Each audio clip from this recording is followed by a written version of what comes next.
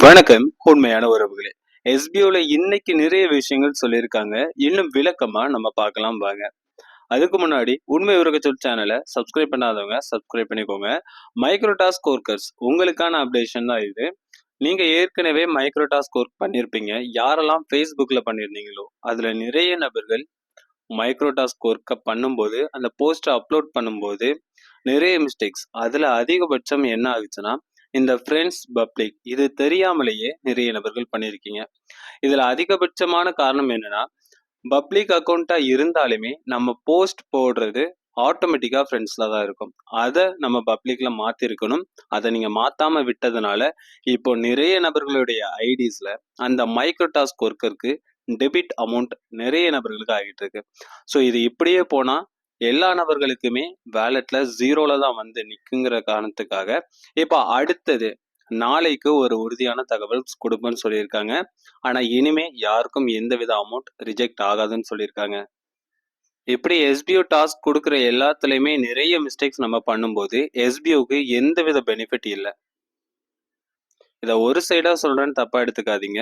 இப்போ ஒர்க் பண்ற வாலண்டியர்ஸ்கிட்ட நிறைய நபர்கள்கிட்ட கேளுங்க, அவங்களுக்கே தெரியும்.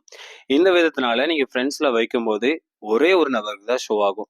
நீங்க யாரை ஃபேஸ்புக் ஃப்ரெண்ட்ஸா அக்செப்ட் பண்ணியிருக்கீங்களோ அவங்களுக்கு மட்டும்தான் இது ஷோ ஆகும். உங்களுக்கும் அந்த லிங்க் ஓப்பன் ஆகும். மற்ற எந்த நபர்களுக்குமே ஓப்பன் ஆகாது. ஸோ இந்த ஒரு அடிப்படையில நீங்க கொடுக்குற ஹேஷ்டாக்ஸும் சரி, நீங்க கொடுக்குற கீவேர்ட்ஸும் சரி, நமக்கு கொடுக்குற பைமோட் செக் பண்ணி பார்த்தாங்கன்னா எந்த விதத்துலையுமே உங்களுடைய நீங்க இப்போ ஒர்க் பண்ண எந்த ஒரு கால்குலேஷன் எதுக்குள்ளேயுமே வராது. ஸோ இப்படிப்பட்ட ஒரு நேரத்துல எப்படி எஸ்பிஓனால வருமானம் ஈட்ட முடியும்? கொஞ்சம் யோசிச்சு பாருங்க. ஆனா இது எல்லாத்தையுமே நாளை மறுநாள் அப்படின்னு சொல்லியிருக்காங்க. சிங்கிள் வேர்டோட முடிச்சிருக்கலாம். எல்லாத்தையுமே நாங்க ரிஜெக்ட் தான் பண்ண போறோம்னு முடிச்சிருக்கலாம். ஆனா இதுவும் இனிமே டெபிட் ஆகாதுன்னு சொல்லியிருக்காங்க. டெபிட் ஆகாதுன்னா அப்ப என்ன நடக்க போகுது அப்படிங்கிறத நாளை தான் பார்க்க முடியும். ஆனா இது எஸ்பிஓக்கு மிகப்பெரிய என்ன விதத்துல டெபிட் ஆகாதுன்னு சொல்லிட்டாங்க. ஆனா இது என்ன விதத்துல கொண்டு வர போறாங்க அப்படின்னு தெரியல. பட் எதுவா இருந்தாலும் எஸ்பிஓக்கு இது ஒரு மிகப்பெரிய ஒரு லாஸ். ஸோ அது ஏன் அப்படி இப்போ எடுக்கிறாங்கன்னா எஸ்பிஓ மெம்பர்ஸ் எஸ்பிஓ சொன்ன ஒரு டாஸ்க்கை பண்ணியிருக்காங்க. அந்த ஒரு காரணத்துக்காக தான் இப்போ இந்த ரிஸ்கையுமே கையில எடுக்கிறாங்க. ஸோ இனிமே வர மைக்ரோ டாஸ்க் ஒர்க் எல்லாத்துலயுமே சொல்லியிருக்காங்க இனிமே மறுபடியும் எந்தவித பிரச்சனை வராதுன்னு. ஆனா நாம அந்த பிரச்சனைய புதுசா எதுவும் உருவாக்காம இருக்கணும். அந்த மாதிரி நீங்க உருவாக்காம இருங்க. உங்களுக்கு எந்த ஒரு கேள்விகள் இருந்தாலும் முதல்ல தெளிவா கேளுங்க. உங்களுடைய கேள்விகள் தெளிவா இருந்தா மட்டும்தான் அதனுடைய பதில்களும் தெளிவா இருக்கும். இப்பதான் ஒரு கேள்வி கேட்டோம், அடுத்தது நம்ம எப்படி ஒரு கேள்வி கேட்க அப்படின்னாலுமே நீங்க ஒவ்வொரு யூடியூப் சேனல்ஸ் இருக்கும். அதுல தெளிவா கொடுத்திருப்பாங்க. அதுல ஒரு தடவை பார்த்ததை நீங்க ஒவ்வொரு தடவையுமே பாருங்க.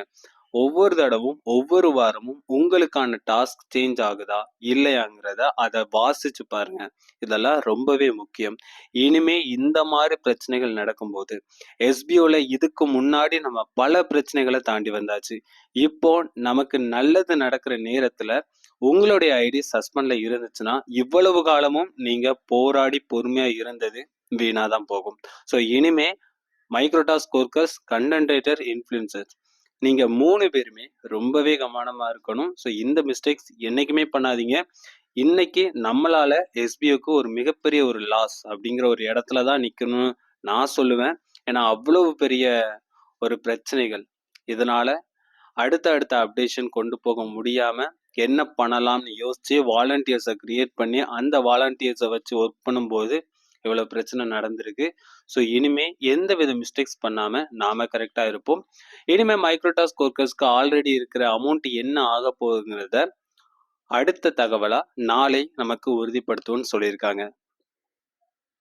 மைக்ரோடாஸ்க் ஒர்க்கர்ஸ் புதுசா நம்ம அடுத்தது நீங்க ஒர்க் பண்ண போற டேட்டு வருகிற திங்கட்கிழமையில இருந்து நீங்க ஸ்டார்ட் பண்ண போறீங்க. அந்த ஒர்க்ல எந்தவித பிரச்சனை இருக்காது. உங்களுக்கு ஆட்டோமேட்டிக்கா அந்த ஸ்பாட்லயே என்ன பிரச்சனையோ அதுக்கு ஆல்ரெடி என்னென்ன மிஸ்டேக்ஸ்லாம் நடந்துச்சு, என்னென்ன ஷார்ட்கட்ஸ்லாம் நடந்துச்சு, அது எல்லாத்துக்கும் ஒரு கரெக்ஷன், ஒரு சொல்யூஷனை கொண்டு வந்துட்டாங்க. ஸோ இனிமே உங்களுக்கு வருகிற திங்கட்கிழமையில இருந்து உறுதியா வேலை இருக்குன்னு சொல்லியிருக்காங்க. ரீஃபண்ட் அக்ரிமெண்ட் நிறைய நபர்கள் செய்யற தவறுகள் அதெல்லாம் சொல்றேன், கொஞ்சம் கிளியரா கேட்டுக்கோங்க. ஏற்கனவே உங்க ஐடி ஆக்டிவேட்ல இருக்கு. ஆக்டிவேட்ல இருந்து டீம் செலெக்ஷன் ஒரு ஆப்ஷன் கொடுத்துருந்தாங்க. அதில் ரீஃபண்ட் டீம்னு செலக்ட் பண்ணி யாருக்கெல்லாம் ரீஃபண்ட் அக்ரிமெண்ட் ஃபார்ம் வரலையோ உங்களுடைய ஐடி சஸ்பெண்ட் ஆகி எஸ்பிஓ கேர் ஸ்டேட்டஸ் மட்டும் ஷோ ஆகி வேற எந்த வித ரீஃபண்ட் அக்ரிமெண்ட் ஆப்ஷன் ஷோ ஆகாத நபர்களுக்கு தான் கமெண்டர்ஸ் கிட்ட இன்ஃபார்ம் பண்ண சொல்லியிருந்தாங்க. நீங்க இன்ஃபார்ம் பண்ண நபர்களுக்கு உங்களுக்கு நாளை இனிமேல் ஷோ ஆகிருன்னு சொல்லியிருக்காங்க. இனிமே நீங்க அந்த ரீஃபண்ட் ஃபார்ம் அக்ரிமெண்ட்டை டேர்ம்ஸ் அண்ட் கண்டிஷனை செலக்ட் பண்ணி நீங்க சப்மிட் பண்ணிக்கலாம். ஒன்றும் பிரச்சனை இல்லை. ஸோ இது வருகிற ஞாயிற்றுக்கிழமைக்குள்ள இன்னும் 2 நாட்கள் தான் இருக்கு. இந்த 2 நாட்களுக்குள்ள உங்களுக்கு இந்த ரீஃபண்ட் அக்ரிமெண்ட் ஆப்ஷன் க்ளோஸ் ஆகிரும். இனிமே உங்களால ரீஃபண்ட் கொடுக்கவே முடியாது, ரீஃபண்டும் வராது. கடைசி வாய்ப்பா கொடுத்துருக்காங்க. வருகிற ஞாயிற்றுக்கிழமைக்கு உள்ளதான் உங்களுக்கு இந்த வாய்ப்புகள் இருக்கும். யாரெல்லாம் ரீஃபண்ட் வேணும்னு கேட்டிருந்தீங்களோ அவங்க எல்லாருமே ரீஃபண்ட் அக்ரிமெண்ட் ஒரு ஆப்ஷன் இருக்கும். அதுல 20 டேர்ம்ஸ் அண்ட் கண்டிஷன் கொடுத்துருப்பாங்க. உங்களுக்கு பணம் வந்திருந்தாலும் சரி வரலனாலும் சரி நீங்க அதை கொடுத்துதான் ஆகணும். ஸோ அதை கன்ஃபார்ம் நீங்க கொடுத்துருங்க. எஸ்பிஓல நான் வேலை செய்ய விருப்பம் இல்லை, அதனால நான் ரீஃபண்ட் வாங்குறேன் அப்படின்னு யாரெல்லாம் ரீஃபண்டுக்காக நீங்க செலக்ட் பண்ணியிருந்தீங்களோ அந்த நபர்கள் மட்டும்தான் இதை கொடுக்கணும். ரீஃபண்ட் கொடுத்த நபர்களுக்கு திங்கட்கிழமையில இருந்து உங்களுக்கு ரீஃபண்ட் ஸ்டார்ட் ஆகும்னு சொல்லியிருக்காங்க.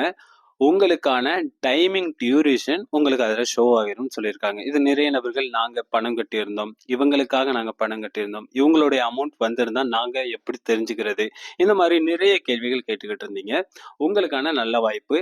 அவங்களுடைய டேஷ்போர்டில் அந்த டைமிங் டியூரேஷன் தெரிஞ்சிடும். ஸோ அது மூலமாக அவங்களுக்கு அமௌண்ட் வந்திருக்கா, அமௌண்ட் வரலையா, இதை பற்றி அவங்களே கேட்டுக்கலாம். ஸோ இனிமேல் உங்களுக்கு எப்போ அமௌண்ட் வரும், எப்போ அமௌண்ட் வராது, இந்த வித குழப்பங்கள் இருக்கவே இருக்காது. யாருக்கிட்டையுமே நீங்கள் கேட்கவும் வேணாம். ஸோ அதனால ரீஃபண்ட் அமௌண்ட் உங்களுக்கு வந்துடும். ரீஃபண்ட் அமௌண்ட் வந்த பிறகு எல்லாருக்குமே கம்ப்ளீட் ஆகின பிறகு ஸோ அதுக்கு பிறகுதான் உங்களுடைய ஒர்க்கிங் வித்ட்ராவல் ரிலீஸ் பண்ணணும்னு சொல்லியிருக்காங்க. ஸோ அதுக்கு முன்னாடி நீங்க பண்ண வேண்டியது உங்க ரீஃபண்ட் அமௌண்ட் வந்த உடனடியா பேமெண்ட் அப்லோட் பேமெண்ட் ப்ரூஃப் அப்படின்னு ஒரு ஆப்ஷன் ஓப்பன் ஆகும். ஸோ அதுல உங்களுடைய பேமெண்ட் வந்த ஏற்கனவே எஸ்பிஓக்குள்ள நீங்க இன்வெஸ்ட்மெண்ட் பண்ணி அந்த அமௌண்ட் உங்களுக்கு கிரெடிட் ஆகின அந்த அமௌண்ட்டை ஸ்கிரீன்ஷாட் எடுத்து நீங்க அதில் அப்லோட் பண்ணணும்.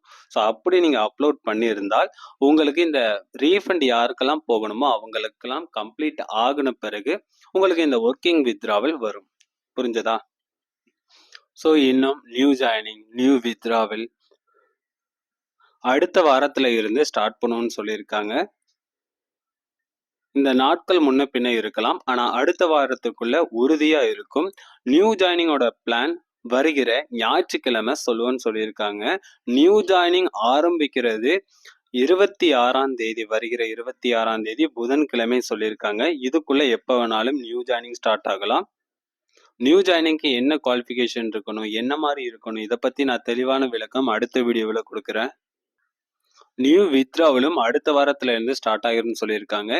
7 நாளைக்குள்ள கன்ஃபார்ம் நமக்கு நம்மளோட அமௌண்ட் வந்து கிரெடிட் ஆகிரும்னு சொல்லியிருக்காங்க. ஸோ இதுல இடையில இருக்கிற ஒரு பிரச்சனை என்ன, ஓல்டு வித்ட்ராவல். இந்த ஓல்டு வித்ட்ராவல் வருகிற திங்கட்கிழமையில இருந்து ஸ்டார்ட் ஆகும்னு சொல்லியிருக்காங்க. திங்கட்கிழமையில இருந்து ஸ்டார்ட் ஆகும்னு சொல்லியிருக்கிறது கடந்த 30 நாள் வேலை நாட்கள். இந்த 30 நாள் ஆகும் இது கம்ப்ளீட் ஆகிறதுக்கு. எல்லாருக்கும் இந்த வித்ட்ராவல் வந்து முடிகிறதுக்கு உங்களுக்கு 30 நாள் ஆகும்னு சொல்லியிருக்காங்க. இது ஓல்டு வித்ட்ராவல். இதுல முன்னுரிமை யாருக்குன்னா ஏற்கனவே யாரெல்லாம் கூப்பன் பர்ச்சேஸ் பண்ணியிருந்தாங்களோ அந்த நபர்களுக்கு தான் முன்னுரிமைன்னு சொல்லியிருக்காங்க. அவங்களுக்கு தான் முதல்ல கிரெடிட் ஆகும்னு சொல்லியிருக்காங்க. அதுக்கு அடுத்தது ஒவ்வொருத்தருக்கா ஸ்டெப்பா வரும். இந்த சேல்ஸ் டீம்ல உள்ள நபர்களுக்கு மிக குழப்பமா இருக்கும், கொஞ்சம் தெளிவா புரிஞ்சுக்கோங்க. இப்போ சேல்ஸ் டீம்ல யாரெல்லாம் கன்ஃபார்ம் ஆயிருக்காங்க, யாருக்கெல்லாம் கூப்பன் கோட் பர்ச்சேஸ் பண்ணியிருந்தாங்களோ அந்த நபர்கள் சேல்ஸ் டீமா கன்ஃபார்ம் ஆகிட்டாங்க.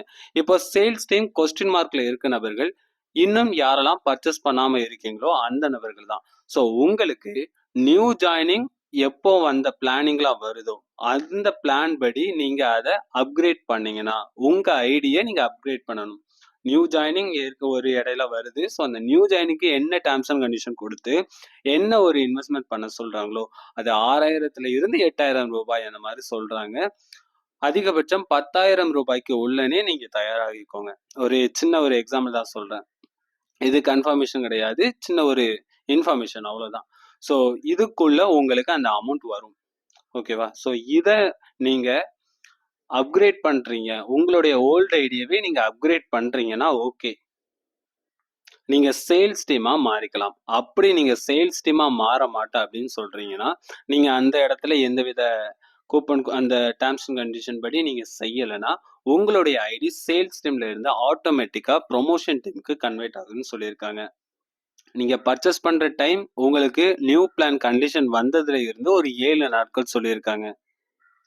இதுல ஒரு கேள்வி நீங்க கேட்பீங்க. ஏற்கனவே கொடுத்த ஒரு தகவல் படி ஆல்ரெடி சேல்ஸ் டீமுக்காக நீங்க என்ன இன்வெஸ்ட்மெண்ட் பண்ணீங்களோ அதை டிடெக்ட் பண்ணி தான் உங்களுக்கு பேலன்ஸ் அமௌண்ட் நீங்க கொடுக்குற மாதிரி இருக்கும் அப்படின்னு சொல்லியிருப்பாங்க. ஸோ அதை பத்தியுமே இனி தெளிவான விளக்கமா அந்த new plan terms and condition வரும்போது உங்களுக்கு தெளிவா சொல்லுவாங்க. இந்த வித்ராவல் எல்லாம் யாரெல்லாம் வாங்குறீங்களோ உங்களுக்கு வித்ராவல் வராத நபர்களும் சரி, நீங்க இந்த coupon purchase new plan condition வந்த பிறகு அதுல இருந்து ஒரு 7 நாட்கள், அதிகபட்சம் 10 நாட்கள் வைங்க. ஸோ கண்டிப்பா ஏதாவது ஒரு டைமிங் டியூரேஷன் இருக்கலாம். பட் எக்ஸ்பெக்ட் பண்ணாதீங்க. இதுக்குள்ள நீங்க உங்களுக்கு வித்ராவல் வந்தாலும் சரி, வரலானாலும் சரி, உங்களுக்கு கண்டிப்பா இந்த பர்ச்சேஸ் நீங்க பண்ணியிருந்தா மட்டும்தான் உங்களால நீங்க இதுல வர முடியும். சேல்ஸ் டீமா கன்வெர்ட் ஆக முடியும். ஸோ இப்போ நீங்க ஒர்க்கிங் வித்ட்ராவல் யாரெல்லாம் நியூ ஒர்க்ல நீங்க இப்போ நியூ வாலெட்ல வச்சிருக்க அமௌண்ட்டை என்ன ஆக போகுதுன்னு கேட்டா, நீங்க சேல்ஸ் டீமா கன்வெர்ட் ஆகலைன்னா அந்த அமௌண்ட் பெண்டிங்ல தான் நிற்கும். உங்களால வித்ட்ராவல் ரிக்வெஸ்ட் கொடுக்க முடியும். பட் உங்க பேங்க் அக்கௌண்ட்டுக்கு கிரெடிட் ஆகாது. அது பெண்டிங்ல தான் இருக்கும். நீங்க சேல்ஸ் டீமா மாறிட்டீங்கன்னா உங்களுக்கு அந்த அமௌண்ட் கிரெடிட் ஆகிரும்.